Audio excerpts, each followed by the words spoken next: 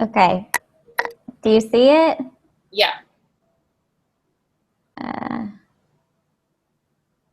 don't know about this. So I've been working in Adobe Illustrator.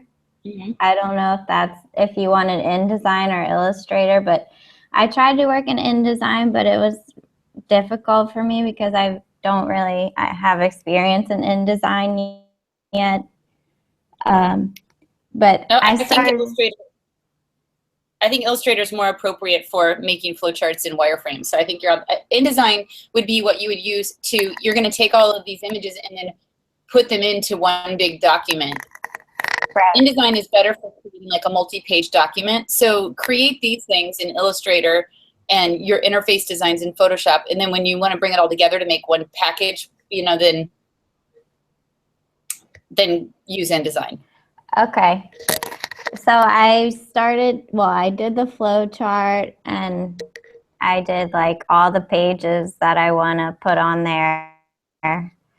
And just like the About Us, owners, history, products. And I did featured and popular and then events, local events. And then all the contact information and social media and an Etsy webpage. So then I went on to my wireframe, which this is the website wireframe. And I had originally made the mobile wireframe first. And I tried to like condense it into a website just to see if it would turn out okay. But it didn't. Obviously, it's not working out the way that I wanted it to. But this is, sorry, I need to zoom out. These are my mobile wireframes. I don't know if you can see them that well. Yeah, yeah. And this was going to be for the homepage mobile frame. And I was going to just put an advertisement here and the logo and this whole about us, and then the featured items, photos, and then description of items. And then usually the web pages have external links at the bottom. And then for my extended page, I was going to do the about me or about the company. Mm-hmm. And I thought about putting a video, but I realized that that's kind of might be complicated. And then I was going to do a photo of the owners and explain. And yeah, that's basically what I have for right now with the what. Eric, if you want to go ahead and say something, let's just look at these wireframes for right now at the phone ones. Do you have any thoughts there, Eric? Yeah, I had one recommendation just for the mobile wireframe on the left side.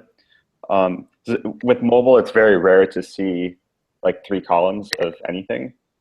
So I think you're probably better off staggering the photos like one column and 3 rows. And that way you get the maximum size and the users can actually see the photo more clearly, because I feel like 3 photos in one row will really be really small in mobile. But I like really the simplicity of the wireframe, and it's very clear to understand where everything is. So I do like the design overall. Okay, thank you. I think you're taking a good stab at this, Sarah, for not having ever done this before.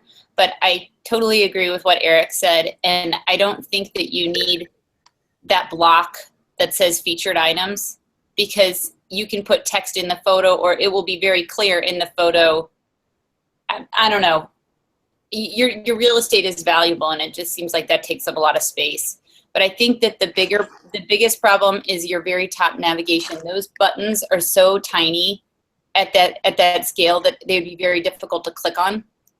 So I would take a look at other websites and what they do for their mobile versions. Typically, it's a much larger logo, and then they just use that simple hamburger menu. Okay. That's probably what I would do And then the social media icons, again, how are you going to be able to actually click on one of those? They're so tiny, you know? Yeah, that's true. I'm not sure how do other sites handle that. And you'll probably, if you just look a little bit, you'll get some ideas about how to handle that. But Right. there's really not that many things that you can, you're kind of limited in your options on mobile. So in a way, it makes it easier. Right. That's why I did the mobile one first, so I could figure out what would work and what wouldn't work. Yeah. The lower level page, again, you have the same issues with the top navigation, and I think you're on the right track. Most people, I mean, do you want to prioritize a video right at the top where it might load slowly, and who's going to take the time to watch a video in on a, you know, if they're on the go looking at site? I don't know if that's what you want to prioritize right on the about page. Right, that's true. The other thing too is people are going to, you know, if they're on the go, they might just want to, well, this isn't really the type of business that you might be calling and getting directions to, because it's mostly an online business. Okay. Having a phone number at the top that you could just click on and it would go right to make a phone call. Oh, having a phone number at the top? Yeah, but I don't know if I don't think that's necessary, because this is pretty much an online business. Oh, okay. Yeah, I guess. Well, so I should make this bigger and maybe get rid of the video. I don't know. I looked at a couple of websites and they had some videos, but maybe I can put something else there.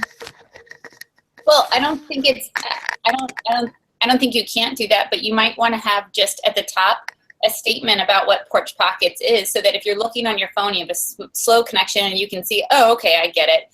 And then the video is there for people that can see it and want to see it. I just don't know if it should be prioritized way at the top like that. You know what I mean? Okay. Do you think maybe I should move it to the very bottom or put it in the middle? Or yeah, I don't know. I would just add some text. You know, Porch Pockets is blah blah blah. I would expect that I would come there and see something about some text-based content. okay. So whether you put it underneath the video and move down, you know, you don't have, of course you want to integrate a photo of the owners, but that could be integrated within text-based content. You know what I mean? Right. Okay. And then I started like taking a stab at making the mobile version of the website. Yeah, of the design. Maybe I can make it a bit smaller so you can see it. But I was just, yeah, I found out like this isn't working. And yeah, it just doesn't do it the photo justice if I don't make this whole photo bigger. I don't know. I'm just messing around with it right now. Well, keep in mind that you nail down the wireframe first, and then that wireframe dictates where everything's going to go. So at this point, like, you should have your finished wireframe, fix the things we talked about on the wireframe. Then you should have your finished wireframe like behind this to tell you how much space is allotted for each element. And then you that's basically your floor plan. You know what I mean? Right. Yeah. I just figured I would talk to you guys about the wireframe because I was getting a little confused. Yeah. And I think that, I mean, I love the logo. I think you've got a really great logo, and I can barely see it at that scale. And I think that logo, in terms of your color palette, the logo has this like wonderful bright colors, and the interface design itself feels a little bit washed out. So okay. Think about using some of those bright colors as accents. You know, I asked you guys for your visual scavenger hunt to look at examples of sites that were very, very neutral and then used bright colors for pop, because you can really draw your attention to certain elements on the page when you have a very kind of neutral palette and, you know, like areas of bright color. Okay. So I would think about ways that, what do you want people to notice? I would assume like a shop button. I would probably make my shop button red or something. And then you also have a really great typeface within the logo too. Like this Porch Pockets typeface is kind of, it has a lot of character. And so can you use that in other places to kind of make the whole presentation look more cohesive? Yeah. The problem that I had is that this, even if I make this really big, I can't see it if I put it up against like a darker color. Well, cut that out. Just take it out and then recreate it in type that's close enough and make it as big as you want. Okay, that's a good idea. I mean, universal cushion covers, that's probably pretty important. It's like their tagline, you know? So cut it out of the logo itself and then, you know, integrate it some other way. Okay. Okay, thank you. I would, with your pictures, I would bring them all the way to the edges in your mobile version because, you know, that extra space on the sides, it just makes it look busy. You know what I mean? Just keep it real clean and don't add all of that busyness to the design with, like, you know, borders around the edge. And I think, or be consistent about your alignment. Okay. I think that your pictures, the ones that are, the pictures that are, if you have a lot of pictures that are all different contexts and different sizes, it's going to look busy. These pictures that you have over to the left that are just on a clean white background, they look a lot more modern and clean. Okay. So, you know, when you're talking about the product itself, I might use those types of products, but like these products, the pictures of all the random patios and stuff, that seems like it belongs more in like gallery, you know, in a place where, do you know what I mean? Okay. Yeah. Yeah, I see what you're saying. Because so you think I should, go ahead. sorry. You think I should use, I have more of these pictures that I can either get rid of the white background or leave it and put them on there. Do you think I should do that? I think those pictures look, they're easier to see what the product is, and they look cleaner and more modern. What do you think, Eric? Yeah, I was actually going to say I would recommend taking a look at Apple sites because Apple uses that type of image for most of their products. Like if you look at like MacBook Pro or iPod or iPad, any of their product pages, you'll see just a product with the white space around it. And especially if you go to like Apple on mobile, then I think that's will give you some good inspiration. Yeah. Okay. Yeah, that's a good idea. Right near the building. Do your pass. Sorry, I'll be right back. Sorry. No problem. Okay. Yeah, we need a few more minutes. It's right around the building. Also with the social media buttons, I don't know if you're able to see my my phone. I brought it back down and tried to park. This is what I do for my site. Oh. Just put it like in the footer. Right. Just have it span I across see. Closer to G. the whole page. Sorry. Put the footer down there. Well, I guess it I'm depends sorry, my how important the connection social is media a little.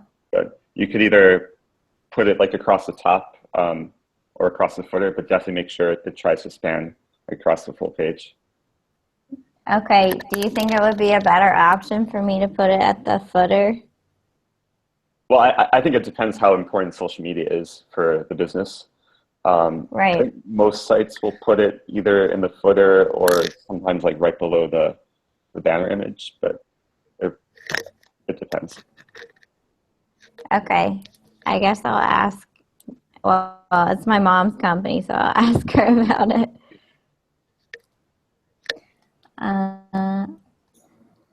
Sarah, I would just make your changes to your wireframes, and if you want us to look at the wireframes again, get that nailed down, and that's going to tell you where you need to put everything. You know what I mean? Okay. Yeah. So if you go back to your wireframes, you need more space. Look how much space in your wireframe that you've devoted to your logo. Even in this one. I mean, you've got this awesome logo that is bright and colorful and everything, and you're squishing it down to that tiny little spot. Right. That's true. So sorry.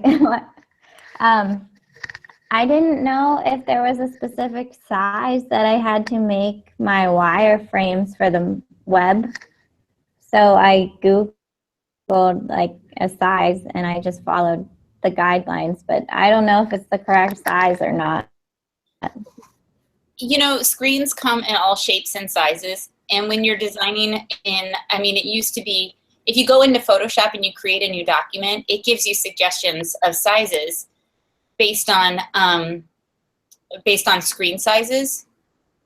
So what you're laying out right here, typically screens are wider than they are tall, right? Right. So imagine what you've created you're kind of designing a little bit long and narrow. Okay. If this were actually on my screen, on my Mac, and probably think about where you have logo to contact, that's going to span the whole width of your screen. So think about how huge that text is going to look on a computer screen. You know what I mean? Right. So I think the proportion is more important than the actual size itself, because you have so many different types of screens.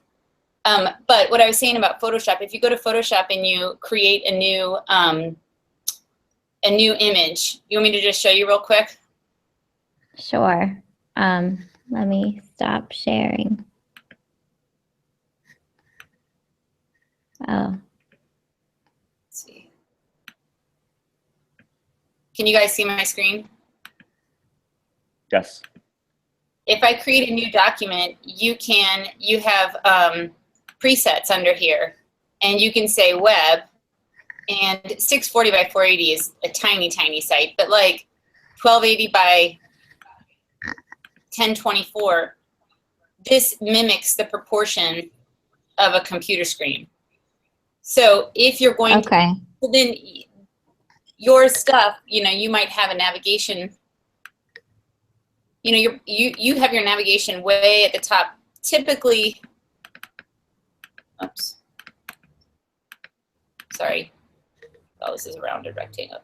Typically, there's some header information, and then you have your menu bar. But you have kind of you may want to do your logo right in the middle, and then, I don't know, but I would give your logo more emphasis. You don't have a big, complicated navigation bar. So then you could have your nav, or maybe you want your nav like this. I don't know. What I would do if I were you is I would take, sometimes if I'm trying to figure out how I want to design the proportion of a screen, let's look at,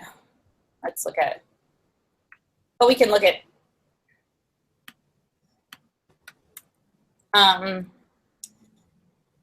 in St. Louis, there is Forshaw, for example. They sell patio furniture. I'm just thinking of that because of your topic.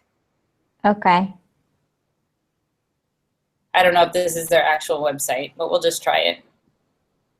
Oh, no, these are tools, but whatever. This is an ugly website. I don't want to do that.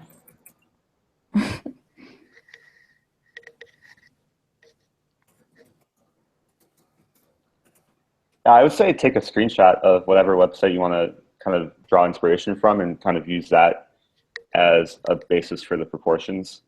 If you can. Right. I mean, this is kind of, I don't think this is the most attractive site in the whole world, but look at how much prominence they're giving their logo, and then the navigation is underneath there. You have a smaller navigation, so maybe you could just do all of your sections right here and then go into your content there. But if you do a screenshot, you can bring that into Photoshop and it can help guide us in terms of how, you know, what kind of proportions you want. How do you bring Okay. that in so quickly? Just Control V or? Apple Shift Control and number 4. So then I'm just dragging some guides down. Whoops. You know, this is, and then I can kind of see how they're using the space.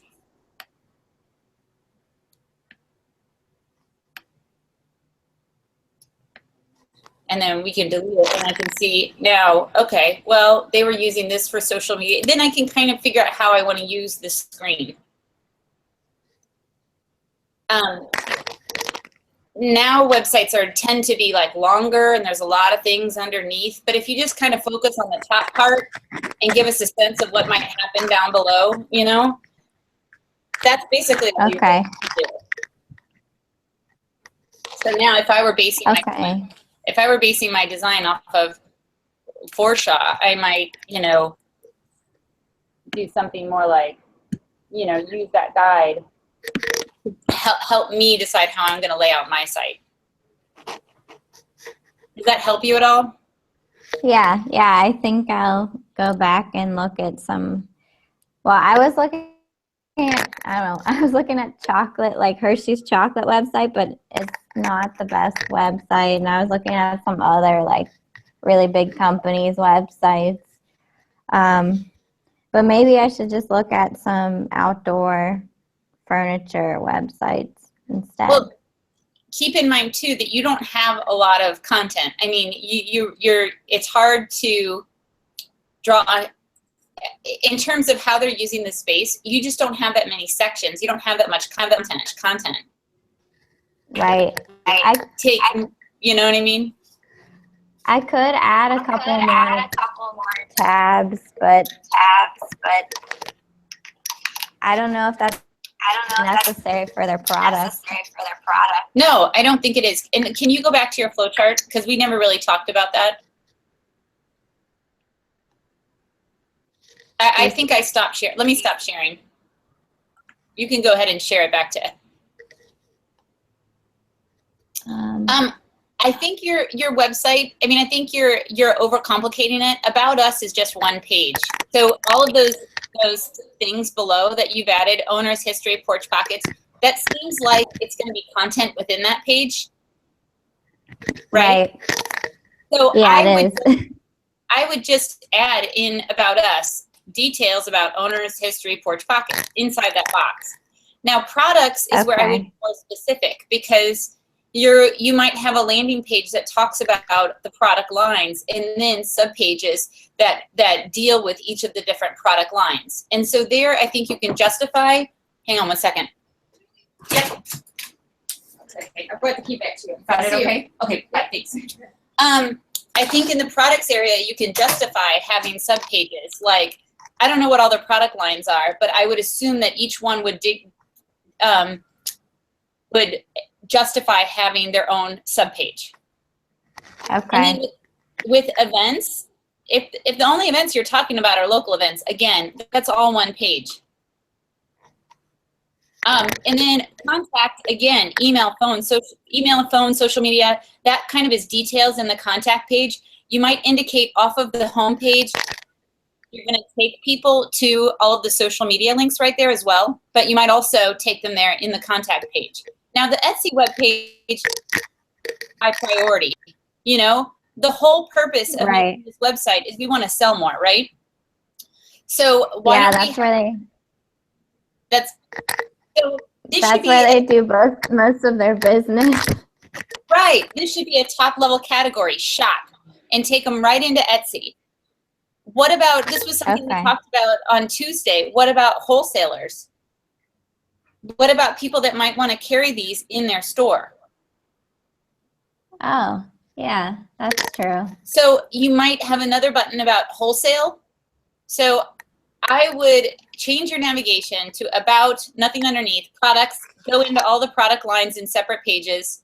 And you have this continuous line. Do you remember us talking about this in class or in any of the other videos, where it looks like this is a linear sequence where you're telling me I have to go to this page to get to this page to get to this page. And it really is not the case. It should be a branching structure. Okay. So do you know, So, like this? So if this is a lower level page, this would be like, can you see my screen? no, I can't see your screen. Okay, hang on one second. Okay.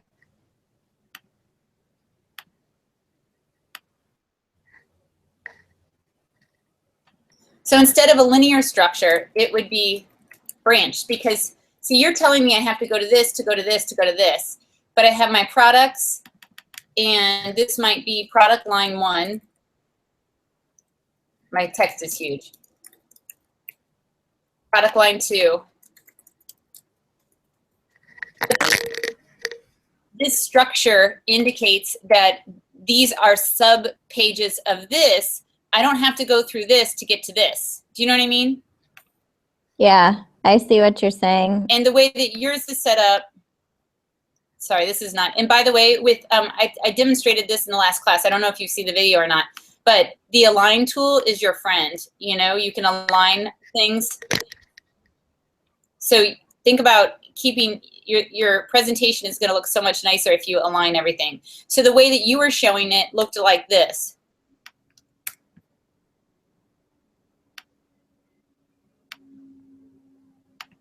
You know, well, the line wasn't going through, but you were saying you have to go into here to get to here to get to here. And when you are actually representing subpages, you want to show it like that, like the way I had it. Okay. Does that make sense? Yeah, I'll just redo part of my flow chart, then maybe that will make things easier. Yeah, I think your flow chart's not far off, but keep remembering why you're making this website. You want to sell these porch pockets, right? Right. So up here, we should tell people, go buy them. You can shop. If you're a wholesaler looking at these and you want to carry them in your store, here's some more information. We're happy to give you a wholesale pricing list. Just contact us. Maybe, I don't know if they're sold in other stores, but you might want to, if a wholesaler is thinking about bringing them into their store, they might want to know where else they're being carried. Do you know what I mean? Yeah. Yeah, I think they tried to get their products sold at like Home Depot, but that didn't work out. So, but maybe they will have something in the future. Yeah, I mean, if they're not putting it out there, how are they ever gonna? I mean, there are plenty of other places that might carry them besides Home Depot. I mean, there's like home and garden stores that are small, boutique-y kind of places. I mean, I would definitely put that out there regarding wholesale. Okay. Yeah, I'll definitely take another look at that. I think you've made a lot of progress. So, and you have the changes that we're talking about with your flow chart and with your wireframes are not that big. And if you want me to look at them again, or anybody else to look at them again before you go too far with your interface design, that's fine. But just keep pushing everything that you're doing, and you're making really great progress, Sarah. Okay, thank you. Yeah, I think I want somebody else to look at them again, or you, or whoever's available. Because Well, we can just contact me over the weekend. I'm happy to do it. But Tuesday, things don't have to be totally buttoned up. You know, that's another opportunity to get feedback, and the project is not due until Thursday night at midnight. So you do have another opportunity to present on Tuesday. Okay. Okay, I'll take advantage of that then. Okay. All right, guys. Well, I'm at a trade show. I've got to go right now. So thanks for jumping in so early. Yeah, Yeah, thanks for all your help. Oh, no problem. Okay, I will see you guys on Tuesday. Sounds good. Bye. All right, thank you.